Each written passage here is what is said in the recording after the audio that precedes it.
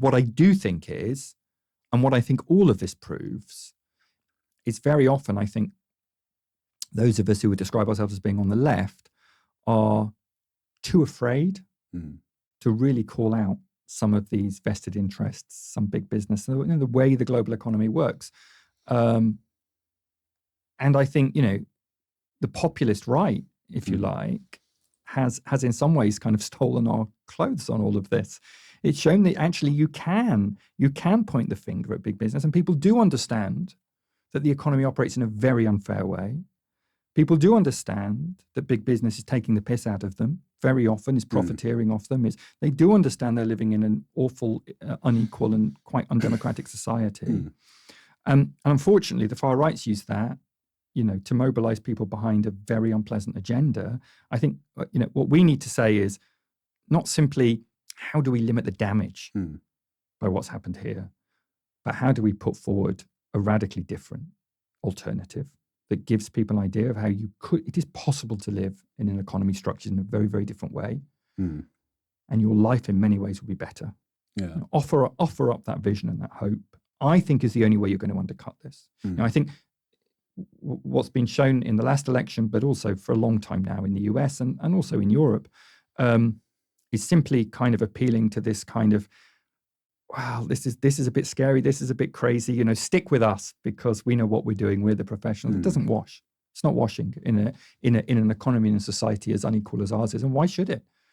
So I think, it is the onus is on us really to come up with a vision of how things could be different. And I suppose, going back to the pharma stuff, some of what I lay out in the book is an attempt to begin doing that in terms of the way we make medicines.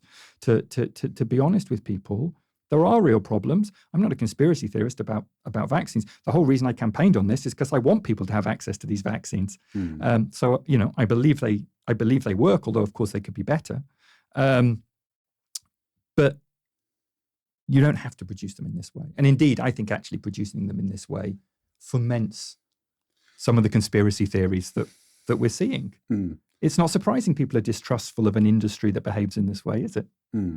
I think people are increasingly more distrustful of government. So when Trump and Vivek Ramaswamy and Elon Musk are coming in and saying they're cutting back on the government and they're kind of getting rid of the bureaucracy class, or however you want to call it, people are, I think they are quite optimistic, or that they feel encouraged that Trump is going ahead and doing some of the what they deem to be necessary things to kind of I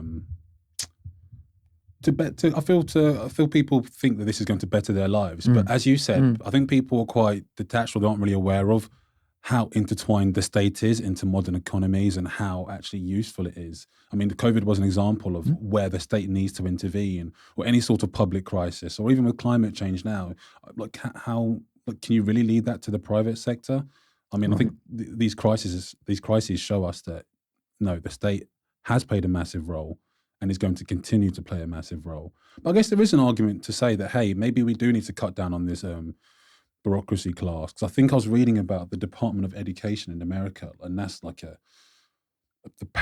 paradigmatic example of, all right, this might be this bloated public sector which isn't performing. I think they spend the most in the world on the education, but their metrics are some of the worst in the world.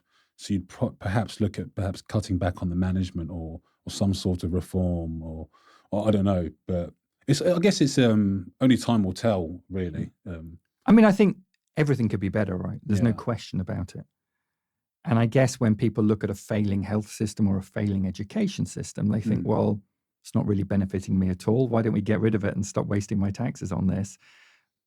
Is that really, I mean, that's not going to improve the lives of most people at all. And it's going to make, society more unequal. So, but I do feel, and I feel this has been a problem for many of us for a long time now. We've been so fearful of those bits of the state that we do appreciate and do like being taken away from us, that we failed to put a kind of left-wing critique of those things over. We failed to say it could be better. We know the British people love the NHS. So we use it in order to say, don't privatize that. And there's strong support for not privatizing the NHS, and that's good and positive. But I think we're kind of like, at a point of saying, don't take that from me too. Mm. You know, for all of its failings, it's better than nothing. And it is, but it could be better. It could be better. And I think we have been too shy in putting forward that vision